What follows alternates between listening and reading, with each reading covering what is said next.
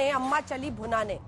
ये बात भारत की मौजूदा राजनीति के लिए इस वक्त बहुत बड़ी है, और वो इसलिए क्योंकि तमाम पार्टियों पर, एक एक पार्टी पर आप नजर डाल लीजिए। एक तरफ भारतीय जनता पार्टी है, जो तो खैर वॉशिंग मशीन लेकर ही हर राज्य में पहुंचती है, तो दूसरी तरफ तमाम अन्य पार्टियां जो है, विपक्षी पार्टियां, उनकी हालत अब ऐसी हो गई है कि वो अपने घर को बचा नहीं पा रहे हैं और एजेंसी चिल्ला रहे हैं। सवाल ये है कि इन घरों में ऐसी परिस्थिति क्यों बनी है।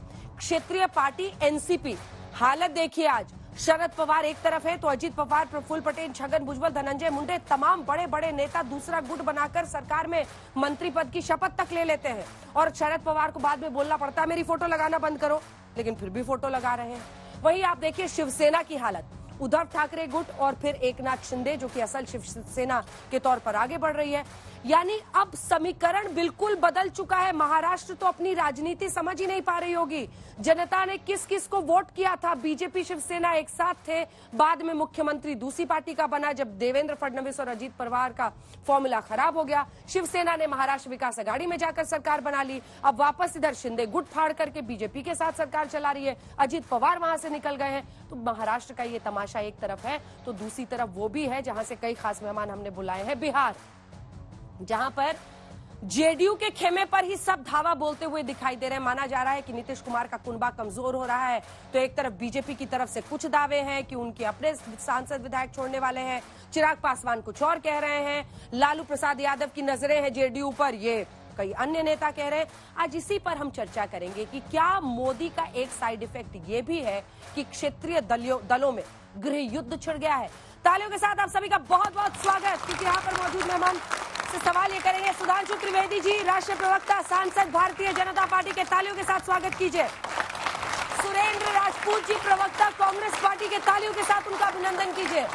ब्रिजमोहन श्रीवास्तव जी, प्रवक्ता, शरद पवार गुट के, एनसीपी के, हमारे साथ आए हुए हैं, उनका भी तालियों के साथ स्वागत कीजिए। मृत्युंजय तिवारी जी, आरजेडी के प्रवक्ता, तालियों के साथ आपका अभिनंदन। अनुराग भदौरिया जी, समाजवादी पार्टी नेता, और निजेश अवस्थी जी, पॉलिटिकल एनालिस्ट के तौर पर हमारे साथ चर्चा में शुरू हो रहे हैं। लेकिन इससे पहले कि हम आगे बढ़े, क्या वाकई गृह युद्ध की नौबत है क्षेत्रीय दलों में? सुनिए। चिन्हही आपल्याकडे राहायचंय, पक्षही आपल्याकडे राहायचा आहे, त्याला कुठेही दृष्ट लागून द्यायची नाही। राष्ट्रीयत्वाची मान्यता आपली रद्द झाली, ती परत आपल्याला मिळवायची आहे। निवडणूक आयोगानं घड्याळाची खून कुणाला दिली हे सगळ्या देशाला माहिती, आणि तुमच्यासाठी सांगतो, खून कुठं जाणार नाही ही गोष्ट खरी आहे, पण खून हे देशाचं राजकारण करत नाही। त्यामुळे कोणी सांगत असेल की चिन्ह आम्ही घेऊन जाऊ, चिन्ह जाणार नाही, जाऊन देणार नाही। इतने साल से जो कड़वाहट चल रही थी, अब हो सकता है कि पवार साहब के दल के संचालन में कुछ गलतियां हों। शायद उन्होंने अपनी बेटी को आगे बढ़ाने के लिए इन लोगों को थोड़ा सा दूर कर दिया था, तो वो उनकी अंदरूनी बातें में, और पर्टिकुलरली फैमिली डिस्प्यूट में तो जाना बिल्कुल सही नहीं रहेगा। लेकिन ये फैमिली डिस्प्यूट भी होने के बावजूद भी एक राज्य की राजनीति पे इसका असर पड़ता है, तो इसलिए मैंने कल कहा था कि ये स्प्लिट रियल है। मुझे लगता है जिस तरह से ईडी, सीबीआई और दूसरे एजेंसीज का इस्तेमाल होकर लोगों पर प्रेशर डाला जा रहा है, उसकी वजह से ये हो रहा है। जिनके दामन पर दागदार है, वे आज एक साथ आने की कोशिश कर रहे हैं। जो एक दूसरे को पानी पी पी कर कोसते थे, वे आज साथ आने के बहाने खोजने लगे हैं। आइए चर्चा की शुरुआत करते हैं। सुधांशु जी, पहला सवाल आप ही से, क्योंकि बीच में मृत्युंजय जी अभी फोन पर बात कर रहे थे जब रिपोर्ट चल रही थी, तो मुझे लगा कहीं आप ही की पार्टी से कॉल तो नहीं आ गया है। कुछ दिन में लग रहा है कि बीजेपी क्या है लोग पहचान नहीं पाएंगे। आपने सबको गले लगाने की जो ये प्रक्रिया हर राज्य में शुरू की है, मतलब ऐसा वॉशिंग मशीन। अंजना जी, आप ये कह रही हैं कि बीजेपी को पहचान नहीं पाएंगे। आज तो शिवसेना को पहचानना मुश्किल है कौन सी वाली है, एनसीपी को पहचानना मुश्किल है, भविष्य में खतरा है जदयू को पहचानना मुश्किल होगा। मतलब इस दिल के टुकड़े हजार हुए, कोई यहां गिरा कोई वहां गिरा वाली उनकी स्थिति हो रही है। परंतु मैं एक सीरियस बात कहना चाहता हूं। देखिए क्या होता है, कई बार विरोधाभासी दलों के साथ गठबंधन होता है, देश की राजनीति में अनेक बार हुआ है, वो तब होता है जब स्पष्ट जनादेश जनता ने ना दिया हो, फ्रैक्चर्ड मैंडेट, खंडित जनादेश हो, तो आपको किसी न किसी के साथ मिलकर मजबूरी है सरकार बनाना। परंतु बिहार और महाराष्ट्र बिल्कुल दो अलग राज्य हैं। यहां पर दोनों जगह जनता ने स्पष्ट जनादेश दिया था। महाराष्ट्र में भाजपा के नेतृत्व में भाजपा शिवसेना को क्लियर मैंडेट, और बिहार में भी भाजपा जदयू को क्लियर मैंडेट। मगर जब क्लियर मैंडेट के बाद भी सत्ता के लोभ में या स्वार्थ में किसी कारणवश इधर उधर आप पलटने की कोशिश करते हैं, तो होता यह है कि आप पार्टी को परिवार न मानकर परिवार को पार्टी मानने की गलती कर बैठते हैं। तो आप अपने विधायकों, मंत्रियों, नेताओं, कार्यकर्ता, कैडर को ही नहीं समझा पाते, जनता की तो बात छोड़िए। और वही हश्र आज महाराष्ट्र में हो रहा है। शिवसेना के सामने यही समस्या आई, वही आंतरिक मामला है वैसे उनका, एनसीपी के अंदर वही समस्या आई, और जदयू भी उसी प्रकार की समस्या से आगे जा रहा है। परंतु आरोप किस पे लगा रहे हैं? भारतीय जनता पार्टी पे। अरे मैं तो याद दिलाना चाहता हूं, पहले भी बोल चुका हूं कि 23 जून को लोग पटना में मिले थे, तो अब तो साफ दिखाई पड़ रहा है कि पार्टियों के बीच का सेतु तो छोड़िए, इनके अंदरूनी जो एकता है, पार्टियों का अंदरूनी सेतु उतना कमजोर था जितना बिहार का वो पुल था जो बह गया। अब जो ये आरोप लगा रहे हैं, देखिए क्या हुआ, मोदी जी के विरोध में, घृणा में इन्होंने बहुत सारी चीजें एक साथ की, बहुत सारे रूप और स्वांग बदलने का प्रयास किया। मगर क्या बताएं, ये इनकी स्थिति ये हो गई कि ये जितना रूप बदलते चले गए, जितना भी रूप बदलते चले गए, असली रूप उभर के सामने आता चला गया। मतलब जिसे वो कहते हैं इस गठबंधन में तो कोई सिला नहीं, कौन किससे मिला है ये कुछ पता ही नहीं, लाख चेहरे बदल के आ जाते हैं ये, मगर आईना कमबख्त झूठ बोलता ही नहीं। वैसे तो हमेशा कांग्रेस की बारी आती है, लेकिन आज आपको दूसरा बोलने का हम लोग यहाँ पर मौका देते हैं, क्योंकि आपका घाव अभी हरा हरा है सर। हाँ, घाव तो हरा है, इससे इनकार नहीं किया जा सकता, लेकिन घाव हुआ क्यों? घाव तो हो गया, इससे कोई इनकार नहीं कर सकता। घाव हुआ क्यों? घाव के पीछे खास कारण यह है कि भारतीय जनता पार्टी लगातार महाराष्ट्र में इस बात का प्रयोग कर रही थी कि कैसे जो 48 सीटें हैं उनमें से वो ज्यादा विधायक लोकसभा की सीटें कैसे जीत पाए। लेकिन हर बार उनको पता लग रहा था कि वहां पर जो उनका नेतृत्व है वो पूरी तौर से भ्रमित नेतृत्व है, और वो नेतृत्व वहां पर फिर से अपनी लोकसभा की सीटों में अपनी पार्टी को चुनाव नहीं जिता सकता। पहले उन्होंने प्रयोग किया, शिवसेना को तोड़ा, तब भी लगा कि कुछ नहीं हो सकता, तो वो हमारी तरफ आ गए। लेकिन मैं एक बात ये कहना चाहता हूं कि हमारे कुछ लोग भाजपा से प्रभावित होकर या उनके भ्रम का शिकार हो गए, लेकिन इसके बावजूद भी महाराष्ट्र में मासूम है आपकी नजरों में अजीत पवार। सर, बचपन में कहानी हम सब पढ़ते थे ना कि वो गठरी अगर आपको मजबूत करनी है तो लकड़ियों को एक साथ बांध दो, अगर मजबूत हो तो नहीं टूटती है, अगर कमजोर हो तो क्या होता है? टूट जाएगी। तो फिर वही हुआ ना आपके साथ। मैं इससे इनकार नहीं कर रहा कि क्या हमारे शरद कुछ पवार लोग का फेलियर है? क्या अपनी पार्टी के नेताओं को, जिसमें अजीत पवार ही नहीं, प्रफुल्ल पटेल, छगन भुजबल, तमाम नेता हैं, उन सबको वो एक साथ नहीं रख पाए क्योंकि वो अपनी बेटी को स्थापित करना चाहते थे? सीधा प्रश्न है, जवाब दीजिए। मैं सोचता हूँ शायद बेटी को स्थापित करने से ज्यादा बड़ा प्रश्न ये था कि जो लोग लगातार राष्ट्रवादी कांग्रेस पार्टी में लंबे समय से काम कर रहे थे, उनको ऐसा लगा कि भारतीय जनता पार्टी के साथ जाने से शायद उनका भविष्य सुरक्षित हो जाए। क्योंकि राजनीति में समझौते लोग करते किस लिए हैं? शायद इसलिए करते कि उनको सत्ता उनकी बरकरार बनी रहे। लेकिन मैं ये कहना चाहता हूं कि वहां की जनता ने यह तय कर लिया है कि इस बार वहां पर 48 की 48 सीटें भारतीय जनता पार्टी हारेगी, क्योंकि इसके पहले वाले प्रयोग पे भी लोगों ने असहमति व्यक्त की थी, और अभी फिर वही स्थिति बन रही है। आदरणीय शरद पवार जी जब पूना से निकले हैं सतारा जाने के लिए, पूना से लेकर सतारा तक और सतारा से लेकर मुंबई तक लगातार सड़कों पे लाखों लोग खड़े रहे ये कहने के लिए कि हम आपके साथ हैं। ऐसा क्यों हुआ? क्योंकि वो पब्लिक थी, जो आदरणीय अजीत पवार साहब को करना था उन्होंने कर लिया, लेकिन जनता आज उनके साथ नहीं है। जनता ने अपना संदेश दे दिया है, और मुझे ऐसा लगता है कि भारतीय जनता पार्टी का ये जो चेहरा है, जो सत्ता के लिए दीवाना है, सत्ता के लिए पूरी तौर से कुछ भी करने को तैयार है, वो देश के सामने आया है। और भारतीय और महाराष्ट्र में 48 में सब एक भी सीट बीजेपी को मिल जाए तो अचरज होगा। बस एक लाइन, ये कह रहे हैं सत्ता के लिए आया, यहां तो स्थिति हो गई कि जैसे ही एनसीपी टूटी, कांग्रेस ने दावा ठोक दिया एलओपी हमारा होना चाहिए। नियम मतलब नेता प्रतिपक्ष के लिए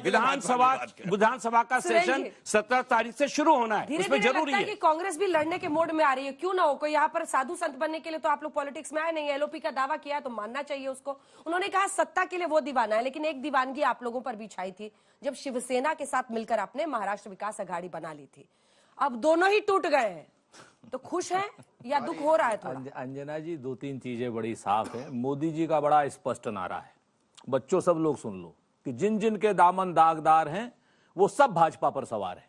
आज की डेट में भारतीय जनता पार्टी ने सारे भ्रष्टाचारियों को, जो सो कॉल्ड भाजपा ने कहे थे, हमने नहीं कहे थे, सारे भ्रष्टाचारियों को पहले ईडी का डर दिखाया। तो डेप्यूटी सीएम बनाया था। हमने तो बनाया था। हम और तो कह प्रफुल्ल रहे, पटेल कई बार मंत्री भी हम रहे। तो कह रहे हैं कि वो दागदार नहीं थे, नहीं है। ईमानदार लोग हम ये कह रहे हैं कि उनके ऊपर पहले भाजपा ने आरोप लगाए।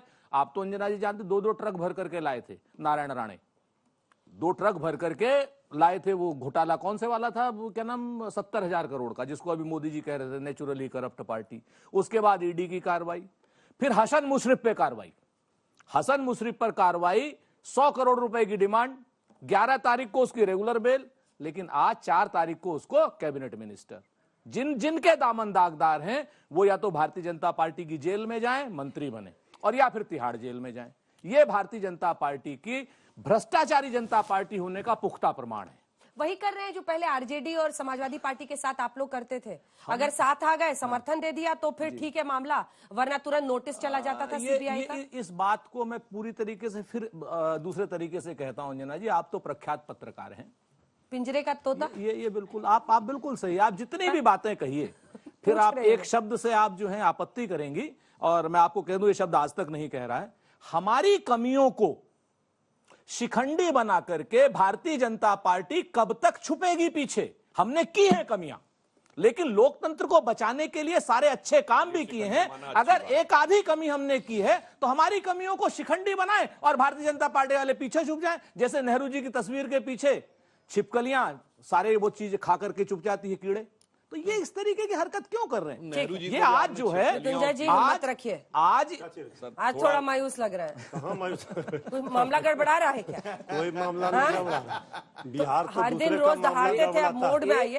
ठीक है सुरेंद्र जी, पूरा कर रहे हैं। तो 2-3 चीजें बड़ी साफ। पहली चीज तो जिस तरीके से भारतीय जनता पार्टी का एक नेचर है कि गले लगाती है और छुरा भोंकती है।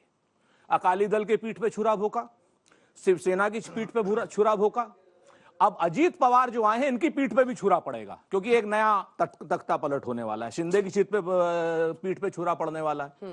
अब देवेंद्र फडणवीस चीफ मिनिस्टर छुरा लेके घूमते हैं। अरे बड़े छुरे इनके पास। छुरे नहीं है, इनके पास एक वॉशिंग मशीन है, उसमें एक डीप फ्रीजर लगा हुआ है। ये मूल रूप से पानी से डीप फ्रीजर में सुनिए वही बता रहे, सुन लीजिए। हाँ, यही बात।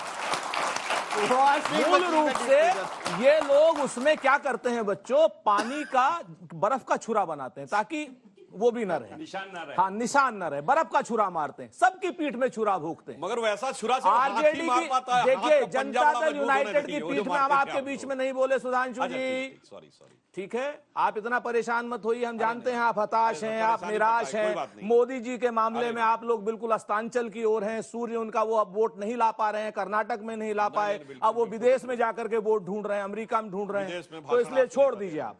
आज आप हमारी बात सुनिए, आप जितने लोगों को साथ लोगे सबकी पीठ में छुरा मारोगे। तो जब ये लोग सबकी पीठ में छुरा मारते हैं, अब अजीत दादा का भी नंबर है। आने वाले समय में अंजना जी मुझे सिर्फ इतना बता दीजिए कि अगर इनकी डबल इंजन की सरकार अच्छी चल रही थी तो इन्हें तीसरा इंजन लगाने की क्या जरूरत थी?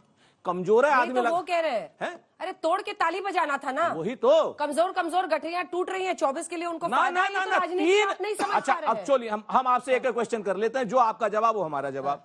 100 बीमार मिलकर के एक अच्छा अस्पताल बना लेंगे क्या? गठबंधन के ऊपर ये बताइए, 100 बीमार ये लोग अच्छा अस्पताल बनाएंगे? ठीक है, 24 में जो होगा सो देखा जाएगा। मृत्युंजय जी, आप हंसे तो मैं आपको दुखी नहीं देख सकता। अब बताइए तिवारी जी, क्या हुआ है? अंदर की बात कुछ बताइए। देखिए जेडीयू के कुछ सांसद विधायक बीजेपी से संपर्क में हैं। अंदर की बात ये है कि आदरणीय मोदी जी की भ्रष्टाचार पर महिमा इतना अपरंपार है कि सारे भ्रष्टाचारी जब भाजपा के हो जाते यार, तो सब हो जाते सदाचारी, और जो नहीं बनते भाजपा के यार, उस पर होगा भ्रष्टाचार का प्रहार। ये कैसा प्रहार है? बिहार में जो बैठक हुई विपक्षी दलों की नेताओं की एकजुटता की, इसके बाद देखिए महाराष्ट्र में इन्होंने क्या किया। और 4 दिन पहले मध्य प्रदेश में चिल्लाकर कहे थे कि भ्रष्टाचारियों को नहीं छोड़ेंगे, गारंटी है। इस बात की गारंटी कब देंगे कि टमाटर 160 रुपया महंगा हो गया, गरीबों का थाली खाली है, बेरोजगार नौजवानों का फौज खड़ा हो गया, देश का किसान परेशान है। इस बात की गारंटी दे देते कि अच्छे दिन का सपना हमने साकार कर दिया, तब देश की जनता को समझ में आती। देश की जनता भी अब बहुत समझदार हो गई, अंजना जी अब होशियार है और सब समझ रही है इनका भ्रष्टाचार पर जो दोहरा वार है कि सबको भ्रष्टाचार करके सबको अपने पाले में, ये भ्रष्टाचारी जमात पार्टी बनकर बीजेपी रह गई है।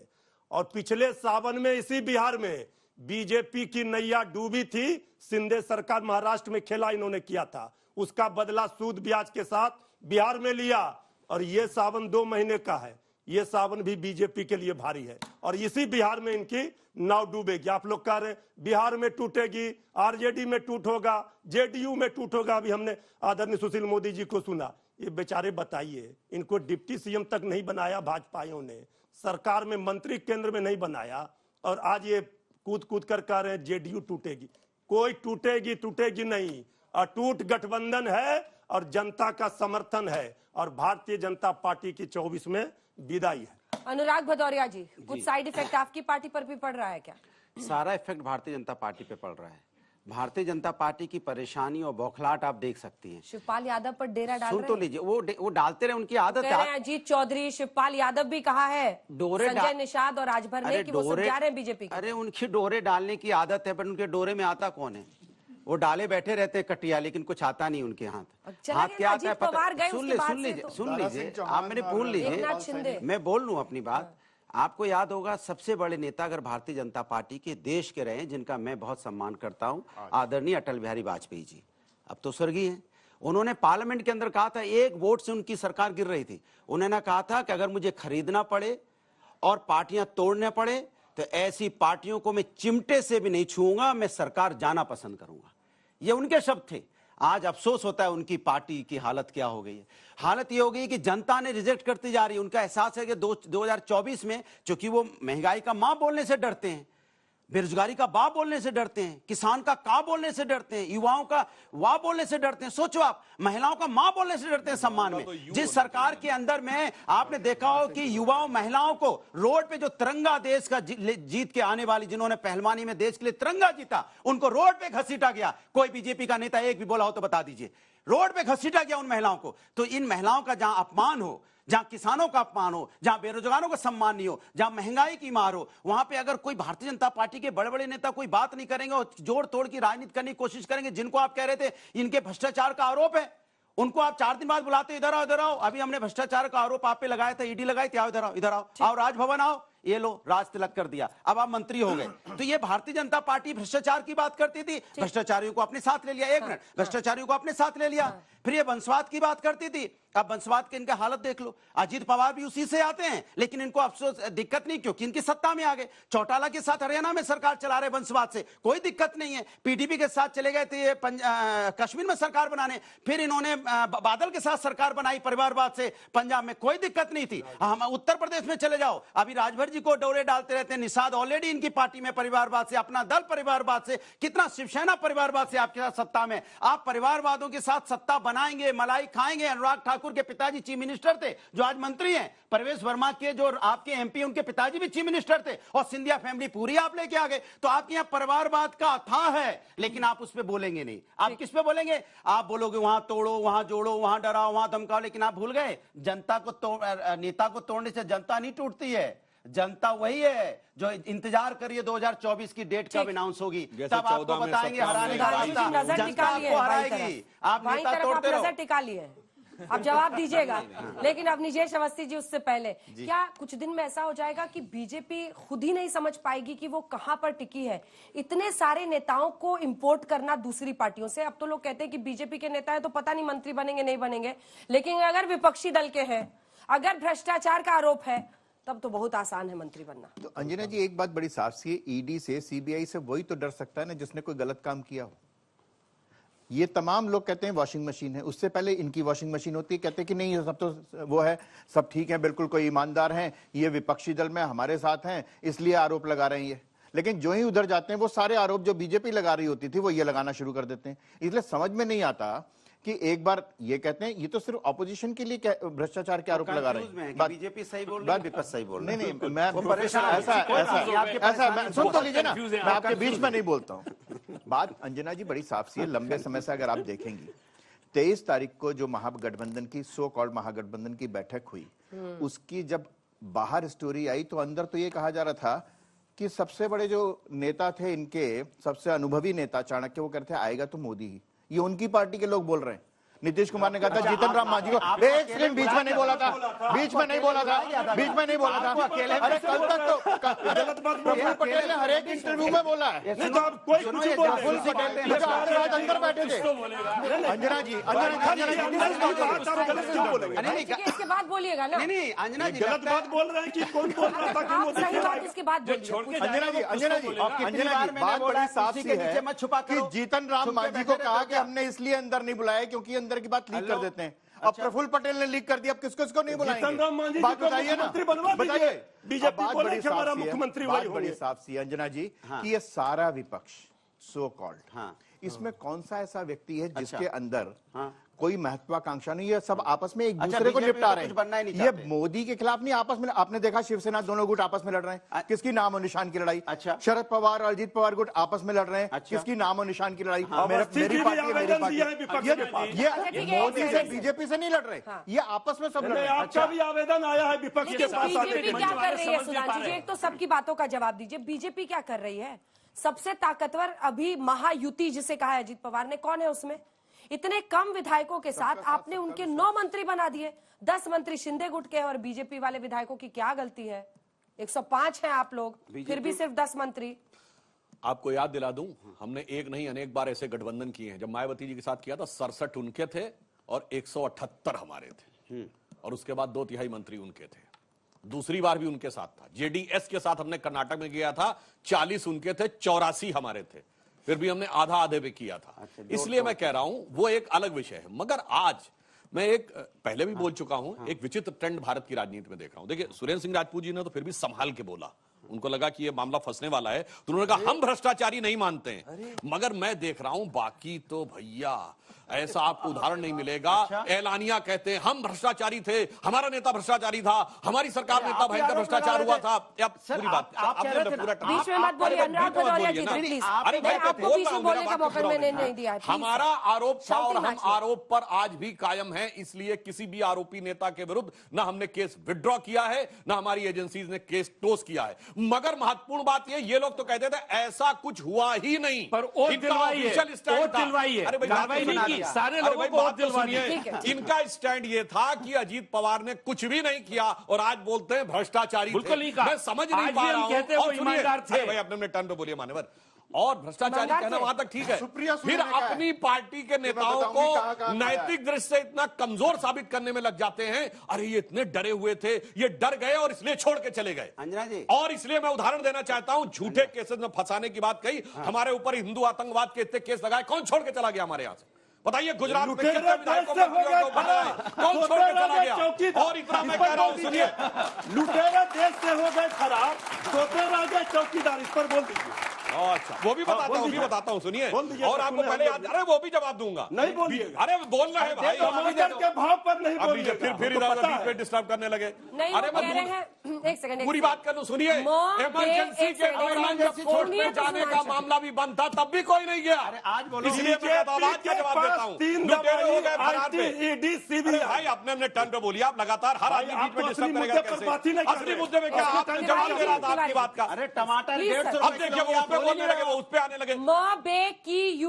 महंगाई, बेरोजगारी, किसान, युवा, इससे मुद्दा भटकाने चलिए, महंगाई की दर बताइए, महंगाई की दर बताइए। अरे आप बोलो पहले, हम बोलिए महंगाई की दर कितनी है? बोलिए भाई, महंगाई की दर कितनी है? बोलिए, दाल क्या भाव है? बोलिए ना, महंगाई की दर कितनी है? हाँ बिल्कुल, मैं मान रहा हूँ। क्या भाव है? हाँ बोलिए, आप बताइए, आप बताइए क्या भाव है? आप बोलिए क्या भाव है?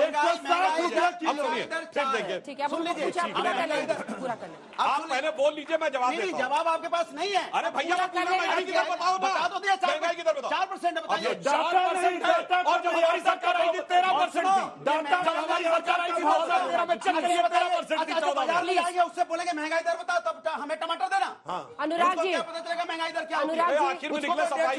अच्छा तो महंगाई दर से कोई फर्क नहीं पड़ता, महंगाई दर हमारी होती है, महंगाई दर हमारी होती है, वो नहीं महंगाई की दर सारी चीजों के लिए होती क्या है? कमाल की बात करते हो, आम आदमी की बात ही नहीं करना चाहते।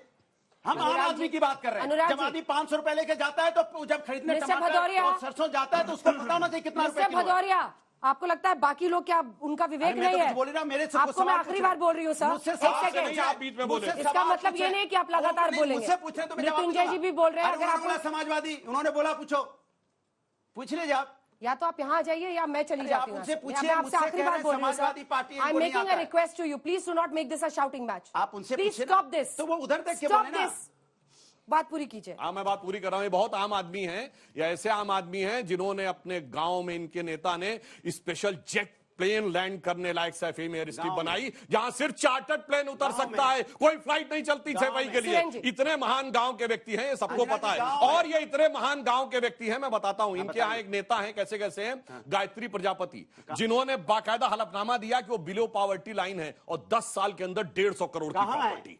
ये इनके पार्टी के नेता थे। कहाँ है आपकी पार्टी में है भाई, मंत्री थे आपकी पार्टी के बीजेपी में। यहाँ पर जो सबसे बड़ी चीज है कि भारतीय जनता पार्टी एक मति भ्रम का शिकार है। भारतीय जनता पार्टी की जो सबसे बड़ी समस्या है कि आज की डेट में सुधांशु जैसा कर्मठ कार्यकर्ता नीचे, हेमंत बिस्व शर्मा मुख्यमंत्री, सुधांशु जैसा कर्मठ कार्यकर्ता नीचे, उसके बाद Ajit Pawar deputy chief minister, Eknath Shinde deputy मुख्यमंत्री, ठीक है ना। आज इन्होंने कल परसों इन्होंने 4 अध्यक्ष घोषित किए अभी प्रदेश के, प्रदेशों के 3 उसमें से कांग्रेस के और 1 जनता पार्टी का। इनके यहां ना संगठन में इनको पद मिलेगा और ना इनको सरकार में सत्ता मिलेगी। तो इनका हाल वही है कि उसका घर छोड़ के तो किधर जाऊंगा और मैं कदा छोड़ दूंगा तो भी मर जाऊंगा और सख्त मुश्किल में हूं, क्या करूं या खुदा, एक तरफ उसका घर और एक तरफ मैं का घर। तो ये कथा वाले हम परेशान नहीं। सुधांशु जी आपकी कमजोर नब्ज पे वो उन्होंने नोट कर ली है। हम आपके दर्द के साथ हैं। बीजेपी के नेता करेंगे क्या? उनको लगेगा तो दूसरी पार्टी में जाएंगे। मैं तो बीच में नहीं बोलता ना। ये मसला क्या है, हम इनके दर्द के साथ में हैं। ये लोग कांग्रेसियों को मुख्यमंत्री बनाएंगे, उड्डयन मंत्री बनाएंगे, मुख्यमंत्री बनाएंगे, लेकिन भाजपाइयों से ये सिर्फ दरी बिछवाएंगे। आने वाले समय में एक चीज जान लीजिए सुधांशु जी, मान लीजिए उत्तर प्रदेश में भी ऐसा ही होने वाला है। समझ लीजिए आप बिहार की बात कीजिएगा, उत्तर प्रदेश में आपकी पार्टी टूट के कगार पे है, किसी एमएलए का काम नहीं होगा। भैया कितना बड़ा मतिभ्रम है। उत्तर प्रदेश चिंता मत कीजिए, 100 से ज्यादा विधायक आपके फ्लोर पे आकर के योगी हटाओ का नारा लगा चुके हैं इसी विधानसभा में। आज इन्होंने बोला तो मैं भी एक बोल दूं, ये कह रहे हैं उत्तर प्रदेश हमारी पार्टी टूट के कार पे जहां इनका 1 और 2 विधायक रह गया, बात नहीं, यानी चिंता इनके लिए भी वो है कि आज तो उतनी भी मैं नहीं है मैं खाने में जितनी कि हम छोड़ दिया करते थे पैमाने में, और कह रहे हैं कि हमारी पार्टी टूट के कगार के ऊपर है। मगर इसलिए कितना बड़ा इकबालिया बयान है, अपने मुंह से कह रहे हैं कि 3 लोग तो इनकी पार्टी से आए हुए हैं। तो देखिए इतना बड़ा इकबालिया बयान, हम तो कि हम 3 लोग हमारी पार्टी से आए हुए हैं, खुद बोल रहे हैं। इसका मतलब इनकी पार्टी कैसे छोड़ जा रहे हैं। और इनके यहाँ तो और भी मजेदार बात है साहब, यहाँ तो पैदा होने से पहले पता है कि यही होगा। भाई जब प्रियंका जी का बेटा हुआ, कहा भविष्य का प्रधानमंत्री हो गया। इस ढंग की बातें कही गई कि नहीं, यहाँ तो पहले से पता है। शीशे के होते हैं, परिवारवाद पे आना है तो खुल के आइए। योगी आदित्यनाथ के परिवारवाद की बात कीजिए। योगी आदित्यनाथ जी का तो परिवार ही नहीं है भाई, सन्यासी परंपरा में पिता परिवार होता है। अच्छा सन्यासी का भी परिवार होता है। योगी आदित्यनाथ मुख्यमंत्री, सन्यासी का भी परिवार होता है। जी क्या नाम जो है सांसद, उनके पिता विजयनाथ जी सांसद, इससे बड़ा परिवार। मेन बात लेकिन जो वो कह रहे थे वो रुकिए, हाँ बताइए। मेन बात वो ये कह रहे थे कि आप जैसे बीजेपी नेताओं को लॉलीपॉप दिया जाएगा कि हम तो पार्टी बड़ा कर रहे हैं, और दूसरी पार्टी के नेताओं को लाला के नेता मंत्री सब बनाया जाएगा, आप लोग दरी बिछाते रहेंगे। अच्छा ये बताइए, इस समय हमारे जितने टॉप की पोस्ट वाले बताइए कौन बाहर का है? हेमंत बिस्व शर्मा बताइए, प्रधानमंत्री जी, हेमंत बिस्व शर्मा, गृह मंत्री जी, रक्षा मंत्री जी, मुख्यमंत्री अध्यक्ष। हाँ अब बिल्कुल बता रहे हैं, सुनिए कितने मुख्यमंत्री भाई बोलिए। मान्यवर आपने जिन प्रदेशों का नाम दिया, तेलंगाना, आंध्र, तेलंगाना में जी किशन रेड्डी पार्टी के कार्यकर्ता हैं, आंध्र में हमारी स्थिति बहुत कमजोर है। जनता पार्टी का वहां पर कार्यकर्ता था। क्या बात कर रहे हैं, जनता पार्टी के कार्यकर्ता थे। जी किशन रेड्डी लंबे समय से भारतीय जनता पार्टी में, अच्छा, आप मुझे क्या बात कर एक रहे हैं? सवाल भी लेना है, जल्दी से पूरा कीजिए, 2 लाइन में। वो दूसरे थे भाई, जनता पार्टी के नहीं है। जी किशन रेड्डी प्योर भारतीय जनता पार्टी के, ये नहीं पता, हवा में कहने लगते हैं। आप परेशान। अरे वो जयपाल और डी पुरंदेश्वरी बेसिकली आपकी पार्टी के नहीं, तो एनटी रामाराव के परिवार के, एनटी रामाराव के परिवार से आपके भाई अपना बोलने लगे उनको। मेरा प्रश्न कांग्रेस से है। अरे राजपूत सर, आपके चर्चा थे भैया, हमारे तो ऐसा चूना लगा के एक पंजाब को साफ छोड़ दीजिए। सर मेरा प्रश्न आपसे ये है कि अभी आपने तो मान भी लिया कि आपसे काफी गलतियां हुई थी। बीजेपी का विकास हमें दिखता है, आपने ऐसा क्या किया था कि आप पे दोबारा भरोसा किया जाए और आपको वोट दिया? बहुत सही बात है। मेरा सवाल सर, मेरा सवाल विपक्ष से है। 2019 से पहले आपने राफेल का मुद्दा उठाया, राहुल साहब फेल हो गए। अभी आपने अमेरिका से खरीदेगा ड्रोन पे घोटाले का उठाया है, उसमें भी लग रहा है फेल होंगे। तो सर ये जो कंपलसरी क्रिटिसिज्म है, इससे सर कंस्ट्रक्टिव क्रिटिसिज्म पे विपक्ष कब सर शिफ्ट होगा? ये हमारे डेमोक्रेसी के लिए सर अच्छा होगा, लोकतंत्र पे ये अच्छा होगा सर। बहुत बढ़िया। सर मेरा सवाल आपसे है सुधांशु सर, कि सर एक तरफ विपक्ष मतलब सारे विपक्षों को एक करके एक घर बनाने की कोशिश कर रही है और दूसरी साइड बीजेपी एक ऑलरेडी एम्पायर बिल्डिंग बनी हुई है। तो क्या वो सारी विपक्ष जो एक नई बिल्डिंग बनाने की कोशिश कर रही है, क्या वो एम्पायर बिल्डिंग को नुकसान पहुंचा पाएगी या फिर एम्पायर बिल्डिंग को उससे कोई फर्क नहीं पड़ेगा? इसकी मैं जवाब अभी दे दूं एक लाइन में, एक लाइन में। अच्छा, देखिए, जानते हैं विपक्ष की एकता कैसी है, तो इसको शब्दशः न लिया जाए, जिसे कहते हैं मेढकों को तराजू में तोलना। 4 ला के रखेंगे, जब अगले 4 लाएंगे वो 4 भाग जाते हैं। मेरा सवाल भी आपसे ये सुधांशु जी कि आप जब भी ये मैटर उठता है तो फोगाट सिस्टर्स ने जो जंतर मंतर पे धरना दिया था उसके बारे में सवाल उठते हैं और आप हमेशा ये जवाब देते हैं कि उस पे कार्रवाई चल रही है। जब आपको ऑपोजिशन को मुंह बंद करवाना ही है तो आप एक प्रॉपर जवाब भी तो दे सकते हैं उन्हें। तो प्रॉपर जवाब सर मेरा जवाब ये, गठबंधन की क्या जरूरत है? जब आप सही है तो आप अकेले लड़िए, जैसे बीजेपी लड़ रही है। आप अकेले भी तो लड़ सकते हैं, गठबंधन की क्या जरूरत है? गठबंधन तो पहले भी हुआ, तो क्या हुआ था आखिर? मैं दे दूं। मेरा सवाल सुधांशु सर से है। 2014 में जब मोदी जी आए थे तो उन्होंने सपना देखा था कांग्रेस मुक्त भारत, जो 2017-18 में पीक पे था। लेकिन अभी आपकी स्थिति यह है कि 15 राज्यों में आपकी सरकार है और 6 में पूरा बहुमत से सरकार है। तो कहीं कांग्रेस मुक्त बनाने के चक्कर में बीजेपी मुक्त भारत तो नहीं हो जाएगा? और मेरा सवाल मृत्युंजय सर से है।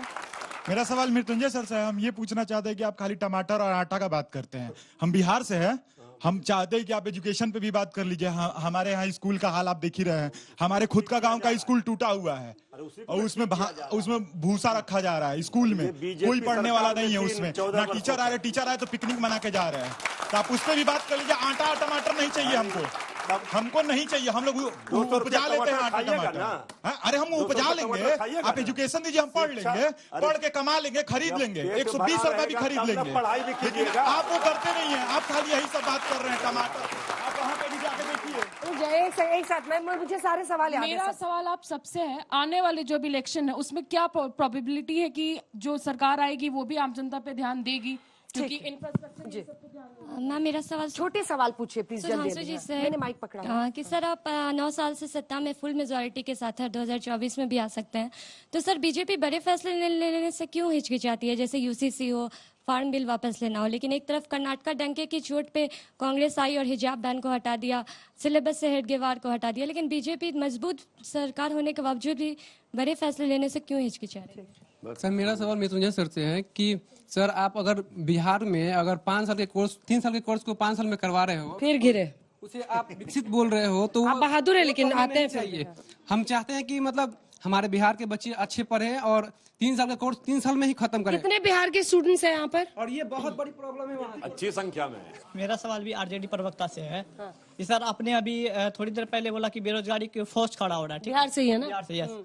तो ये जो पटना में 2 दिन पहले शिक्षक अभ्यर्थी को दौड़ा रखकर पीटा जा रहा था, वो क्या था? रोजगार था क्या? शिक्षा मंत्री ने क्या कहा पता है ना, कि बिहार के जो युवा हैं वो मतलब अयोग्य हैं और सबसे ज्यादा बिहार के युवा IPS IAS बनते हैं। तो ये मतलब क्या था? वो रोजगार था क्या? अब देखिए पलड़ा बिहार के पक्ष में भारी हो गया है, क्योंकि मैं भी यहीं पे हूँ, तो उसी का जवाब अब दे दीजिए आप। एक कुंद व्यवस्था के बावजूद अपनी धार से बिहार के छात्र पूरे हिंदुस्तान में अपनी धमक बनाते हैं और आपके शिक्षा मंत्री कह रहे हैं कि असक्षम है, इसे बाकी इंडिया से लेना पड़ेगा। देखिए, शिक्षा मंत्री जी के बातों को गलत अर्थों में नहीं लेना चाहिए। अच्छा। उन्होंने ये नहीं कहा कि बिहार के छात्रों में, नौजवानों में प्रतिभा नहीं है। बिहार की छात्र नौजवानों की तो प्रतिभा इतनी है कि पूरे देश में उनका डंका बजता है। अब रिपीट मत कीजिए जो हम बोले। रिपीट तो इसलिए कर रहे हैं जब अरे कुछ बताइए ना सर। हम तो कह रहे हैं कि शिक्षा व्यवस्था में सुधार और गुणवत्तापूर्ण शिक्षा ये हमारी सरकार की प्राथमिकता है। उस ओर कदम बढ़ चुका है, उसके परिणाम आ रहे हैं। थोड़ा सा रुक जाइए, अब एक एक करके सवाल लेंगे। सुरेंद्र जी से पहला सवाल था। दो क्वेश्चन किए थे बिटिया ने। तो बेटे हम बताएं आपसे कि कांग्रेस ने इस देश को गर्व कराने वाले काम किए हैं। जब कांग्रेस की सरकार आई थी आजादी के बाद 1760 करोड़ रुपए का बजट था हमारा। हमने हथियार नहीं खरीदे, हमने भाखड़ा नंगल डैम बनाया, हमने IIT IIM बनाए, हमने रिसर्च इंस्टीट्यूट बनाए, हमने बैंकों का नेशनलाइजेशन किया जिसको सुधांशु भाई लोग बेच रहे हैं सारे बैंकों को। हमने क्या नाम सैकड़ों की संख्या में PSU बनाए जिनको ये सुधांशु जी वगैरह बेच रहे हैं, देश बेचे डाल रहे हैं। रेल, तेल, भेल सब हम ही लोगों का बनाया हुआ था। उसके बाद परमाणु विखंडन, परमाणु संपन्न शक्ति राष्ट्र किया। उसके बाद एक पाकिस्तान के 2 पाकिस्तान किए। हरित क्रांति हम लोगों ने की, दुग्ध क्रांति हम लोगों ने की, कंप्यूटर क्रांति हम लोगों ने की। राइट टू वोट करें ये पूछा था ना मैंने बताया ना। हाँ, इन्होंने ये पूछा था कि ऐसे कौन से काम कांग्रेस ने किए जिससे आप हमें गर्व हो। हम ये बात राइट टू इंफॉर्मेशन हमने दिया, राइट टू एजुकेशन हमने दिया, राइट टू फूड हमने दिया और मनरेगा भी हमने दिया। अनुराग जी एक क्वेश्चन और था जी। अरे बीच में नहीं, बिना माइक के आपकी आवाज नहीं जा रही, चुप रहिए। अनुराग जी, गठबंधन करने की क्या जरूरत है? थोड़े से बात भाई, गठबंधन करने की क्या जरूरत है? लड़िए अपने दम पर, हराइए बीजेपी। तो ये सवाल तो भारतीय जनता पार्टी से भी होना चाहिए ना। उन्होंने अपना दल से गठबंधन किया हुआ है, निषाद पार्टी से गठबंधन किया हुआ है, एनसीपी से भी गठबंधन कर लिया, शिवसेना से भी गठबंधन कर लिया। उसके पहले भी कई सारे गठबंधन, जेडीयू के साथ गठबंधन में सरकारी चला रहे थे। अब जेडीयू हट गए तो वो क्या करें? तो भारतीय जनता पार्टी तो गठबंधन ही गठबंधन करती रहती है। 23-23, 24-24 पार्टियों के साथ गठबंधन करती है। तो ये सवाल तो भारतीय जनता पार्टी पे लागू होना चाहिए। और जिसके साथ गठबंधन करती है वो पार्टी खत्म कर देती है। शिवसेना, उन्होंने शिवसेना के साथ गठबंधन किया तो शिवसेना का हालत क्या क्या देख लो। इन्होंने एनसीपी, मेरी बात सुनिए, अब बोलने दीजिए। आप जिसके साथ गठबंधन करते हो उस पार्टी को ही खत्म करने की कोशिश करते हो तो लोग आपसे पीछा छुड़ाते हैं। आप गठबंधन धर्म नहीं निभा पाते हो। तो गठबंधन सबसे ज्यादा अगर कोई देश में करता है तो भारतीय जनता पार्टी करती है, क्योंकि अपने दम पे वो सरकार बना ही नहीं पाती, अपने दम पे सरकार वो चला ही नहीं पाती, बना ही नहीं पाती। पूरे अरे 6 राज्यों में तो अपने दम पे आपकी सरकार है। हर जगह तो आप बैसाखी पे टिके पड़े हो और दूसरे से गठबंधन की बताते हो। गठबंधन क्यों करते हो? बीजेपी को लेकर जो एक प्रश्न एक बच्ची का था उसका जवाब दीजिए। कह रही थी एक तो फैसलों पर, एक बीजेपी को लेकर जो उनके फॉलोअर्स और वोटर्स हैं उनमें भी भ्रम पैदा हो रहा है। कब कौन सी पार्टी आपकी तरफ आ जाएगी, आप किसको स्वीकार कर लीजिएगा, कुछ समझ नहीं पा रहे हैं। वो भी जो आपको फॉलो करते थे, जिनको आप वेहेमेंटली अपोज करते थे। बात को समझिए, अजीत पवार को आपने ही, आपके नेताओं ने भ्रष्टाचार का पर्याय बनाया। हसन मुशर्रफ को आपने भ्रष्टाचार, अब क्या करेंगे राम कदम, किरीट सोमैया, कम से कम बैठते थे कि हम इनके विरोध में बैठे हुए हैं, वीडियो बनाते थे, सुबह लगाने पड़े, सोशल मीडिया पे रोज वीडियो डालते थे।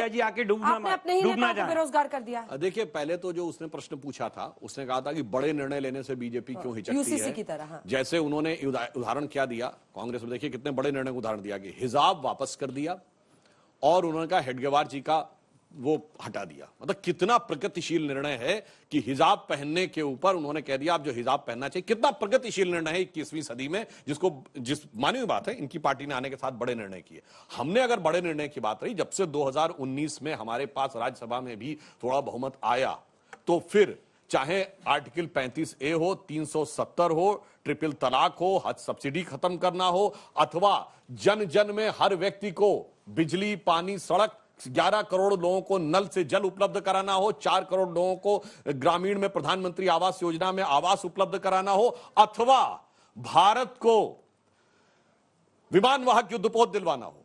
भारत में इससे पहले एजॉर्ट राइफल्स नहीं बनती थी, अब एजॉर्ट राइफल भी बन रही है। भारत में लड़ाकू जहाज के इंजन नहीं बनते थे, बन रही है भाई 14 साल से कुछ भी एजॉर्ट राइफल बन रही है। नाम बताइए। HAL में एजॉर्ट राइफल बनती है, तो गजब है भाई। HAL में तो भैया हवाई जहाज के पार्ट बनते हैं, एजॉर्ट राइफल कहां बनती है? मेरे साथ आइए फिर से। अरे मेरे साथ नहीं भाई, एजॉर्ट राइफल भारत में अब बनना चाहिए, आप दिखाइएगा। HAL बोल गए, एरोनॉटिक्स लिमिटेड की बात, हिंदुस्तान एरोनॉटिक्स लिमिटेड में एजॉर्ट राइफल बनती है, गजब है भाई। अमेठी कोरवा शाखा में असॉल्ट राइफल का एक सेक्शन है। अरे भाई और जिसको रूस के उससे बाकायदा वहां पर बनाया गया, रूस के सहयोग से, हाँ रूस के सहयोग से। अरे सुधांशु जी, फिर से फंस जाइएगा। अरे भैया फिर मैं से आपसे फंस कह रहा जाइएगा। हूँ कोरबा आइए जो मेरे अभी साथ। पता एचएएल में एसॉल्ट राइफल बन रही थी, HAL चलिए में। दिखाइएगा एचएएल में एसॉल्ट चलिए राइफल मेरे बन रही साथ। थी। गजब बोलते हैं। अरे कहाँ सुनिए, चले भाई दिखाइए HAL दिखाइए। या तो आप राजनीति छोड़ दीजिएगा या मैं छोड़ दूंगा। भाई कोरबा जो है आइए जब आपको अब पूरी सुनिए। जानकारी है। बहुत कहते हैं कि या हम तो बहुत आप राजनीति छोड़ दीजिए, अरे मैं आप छोड़ क्या दूंगा। करें भाई आप क्या जो बोल रहे हैं? अब एक मिनट बात करता हूं। सुनिए मैं बता रहा हूँ चिरंजीव सुनिए एचएएल में कोरबा डिवीजन है, एवियोनिक्स डिवीजन है, यानी जहां पर जहाज के दो पार्ट्स होते हैं। भाई देखिए आप बीच में मत बोलिए, मुझे अपनी बात कहने दीजिए। चलिए चलिए नहीं, अब आपने कह दिया ना, मुझे अपनी बात कहने दीजिए। जाके कोई भी चेक करे एचएएल कोरबा एवियोनिक्स डिवीजन है। एवियोनिक्स का मतलब जहाज के वो पार्ट जो इलेक्ट्रॉनिक्स के साथ कनेक्ट होते हैं, उसके लिए वो बनाई गई। उसमें एसॉल्ट राइफल बनाने की बात कर रहे हैं। एसॉल्ट राइफल तो एचएएल का मैंडेट नहीं है, पता नहीं कहां से बोले दे रहे। चलिए आपको दिखाएं। चलिए चलिए एचएएल का मैंडेट दिखाइए। कैसे संभलिएगा 24 के पहले? 24 के पहले समझने की मैं सोचता हूँ कोई चिंता ही नहीं है, बहुत स्पष्ट कारण है। कुछ रहा ही नहीं चिंता महाराष्ट्र के लिए। मैं आपको स्पष्ट बता रहा हूँ, भारतीय जनता पार्टी इस मामले में भारतीय जनता पार्टी पूरी तौर से जनता के बीच में अपना वो चेहरा दिखा चुकी है, जिसकी बात वो इसके पहले करते थे, जिस पे इनको वोट मिले थे। इन्होंने ये कहा था हम चाल चरित्र चेहरे की बात करते हैं, देश की राजनीति हम सुचिता लाना चाहते हैं, लेकिन हो क्या रहा है, पूरी तौर से उन्होंने अपने आप को भ्रमित स्थापित कर दिया है। जहां ये बात कहते हैं उससे विपरीत जाके काम करते हैं। ये सारी बातें देश के लोगों के बीच में चर्चा में इस समय, तो मुझे ऐसा नहीं लगता कि कोई इनके पास कोई ऐसा कहने के लिए हो जिसमें ये बता सके कि इनको वोट क्यों मिलना चाहिए। जितनी बातें अभी सुधांशु जी ने बात की, आपको अजीत पवार से लड़ना है, प्रफुल्ल पटेल से लड़ना है, आपको पूरा कुंभा जो है उनसे लड़ने की जरूरत ही नहीं पड़ेगी। छगन भुजबल, मैं आपसे फिर कह रहा हूं, उन लोगों से लड़ने की हमको जरूरत नहीं पड़ेगी, क्योंकि जनता का जो समर्थन है, जनता देख रही है इस बात को कि ये सारा काम हो क्यों रहा है, क्योंकि भारतीय जनता पार्टी किसी भी हालत में इस चुनाव को जीतना चाहती है, सारे समझौते कर रही है। अंजना जी मुझे एक बात, अंजना जी एक सेकंड, सिर्फ एक मिनट, ये सुधांशु जी इसको आप दिखा लीजिए। एचएएल कोरबा में AK-47 राइफल बन रही है या नहीं बन रही? कब से? 2014 से पहले? उससे पहले से। यस,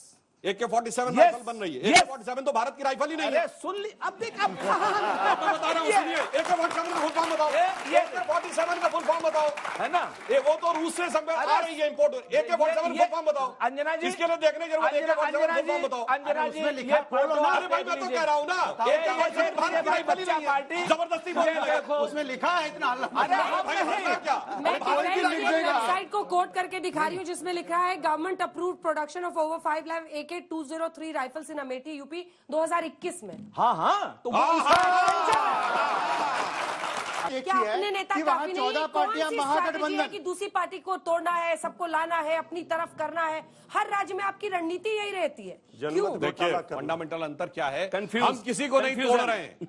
अगर शिवसेना टूटी तो अपने कारणों से टूटी। लीजिए एनसीपी तैयार है क्या? टर्न पे बोलिए। Anybody is ready to accept? हाँ मेरे बात पूरी होने दीजिए फिर आप बताइए। देखिए मैं आपको बात बताता हूं, शिवसेना किस आधार पे थी?